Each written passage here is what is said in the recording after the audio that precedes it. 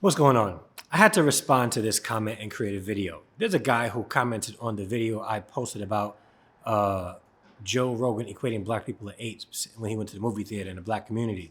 There's a guy named Simon Short. I'm going to let you guys see, maybe if I move over this way a little bit, you guys can see the thread.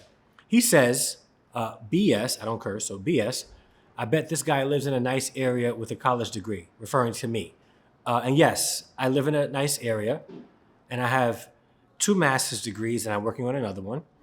And yeah, I live in a nice neighborhood, right? And as you can see from the comments, not only is it a nice neighborhood, it's a predominantly black neighborhood in a black middle class community, and I'm surrounded by homeowners who are African American and Caribbean American by descent, right? So I responded. Actually, I have 2 master's degrees and masters and live in a nice area, in quotations, a nice area, but people would not consider it a nice neighborhood because I'm surrounded by homeowners, not renters, who are African American and Caribbean American. And then I put the wink emoji. Every now and then I do a little bit of trolling. His response is this, right? You mean that people would consider a nice area, your area master's degree is clearly not in English language, whatever. He tried to correct my grammar because I responded to a social media comment, right? After his initial comment was grammatically incorrect, it had 0 punctuations. But, you know, who's nitpicking? Even though I responded to that. Then he says, my main point is that you don't live in Philadelphia, Chicago, downtown Chicago, or anywhere that would be considered the hood. First off, why would you consider it a hood? That's why you are delusional about crime rates in the black community. He has 0 clue who I am and where I came from, okay? To give you guys so if you're watching this, Simon Short, I was born in Brooklyn, Brownsville, Brooklyn, all right? Raised in East New York and Flatbush, bro. And then I moved and then still grew up in one of the toughest neighborhoods in New York City. Delusional is you making a comment about not knowing anything about the person you're commenting about. That's delusional. All right. So I wrote back, assumptions. I grew up in what everybody would consider a hood, but it wasn't hood to me. It was home. So you can call neighborhoods like the communities that I grew up in, like the communities that I teach in currently, the hood, because you ignorantly and conditionally created this bias, right, within yourself because of what you have been fed to call it a hood, right? When most of my students, all of my students, when I was living in it, I called it home. I called it home. They call it home. It's not a hood to them. It's home. You call it a hood because you live outside of it and you want to try to ridicule me without knowing who I am and where I came from. So I wrote back, people are saying areas are bad because of the demographic of people living there, conditionally biased, causing racism. Do you live in, and I'm asking, do you live in or have ever lived in what people would consider a hood? I wonder if there are any hoods in white neighborhoods because, again, there are white communities that are extremely crime-ridden, but only black communities tend to get ridiculed for being crime-ridden. Why is that? Why do they call black communities hoods? First, let's dispel that myth. Most of the people living in what you guys would consider hoods are upstanding people, law-abiding citizens. So if you have 2 or 3 people within a community causing havoc, you automatically label that a hood? Really? Here's the difference, right? In white communities, they're policed by their own, which means that in most cases, the kids growing up have aunts, aunties, uncles, cousins that are in the police force. They all know each other.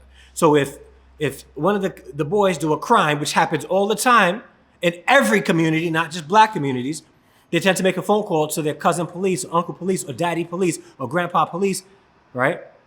And because of those connections, these boys who are doing the very same things that black boys are doing in their communities are getting off with warnings or slaps in the wrist. So let's call it what it is, young man. Let's call it what it is. So I would love for you to cam up with me and have this actual discussion about this, all right? Now, this isn't like a spiritual thing. I really need to comment because when people come on and make ignorant statements like me, making false assumptions that I don't know what it means to or what it feels like to live in the hood or grow up in the hood, right? I've lived in the hood. right? The fact of the matter is, most people, when I tell them where I live now, consider it a hood. You want to know why? Because it's made up of predominantly black families. That's why people consider it a hood. And it's crazy to me. I tell people, yeah, I live here. And they say, oh, that's the hood. Have you ever been there? No. So how do you know it's a hood? You don't want to know why they say it's a hood? Because it's predominantly made up of black families, Short Bus or Short, Simon Short, whatever your name is. So, I'm looking forward to his response. I say, I wonder if there are any hoods in white neighborhoods. Fact is, you would probably consider the neighborhood I live in now a hood because it's predominantly black families living in it. Conditional. Look forward to your response. Maybe you'd like to cam up and talk more about this with me. And I hope he would consider camming up with me so that we could just have a nice discussion about what would label a community a hood. All right? Because again, that's a subjective term. You ask my kids, right? They're like, I live in my community. This is my neighborhood. This is my home. But because you've never entered a quote unquote hood, but you've been fed information about it being crime ridden, right? While the media tend to highlight or lowlight crimes in predominantly black and Latin communities, but then they gloss over the crimes being done in, predominantly white communities, it makes it seem like black communities are hoods and they're crime ridden. I've been doing work in this specific community for well over 20 years, right? And yes, in every community, there's an element of people that just aren't the most productive citizens in every community.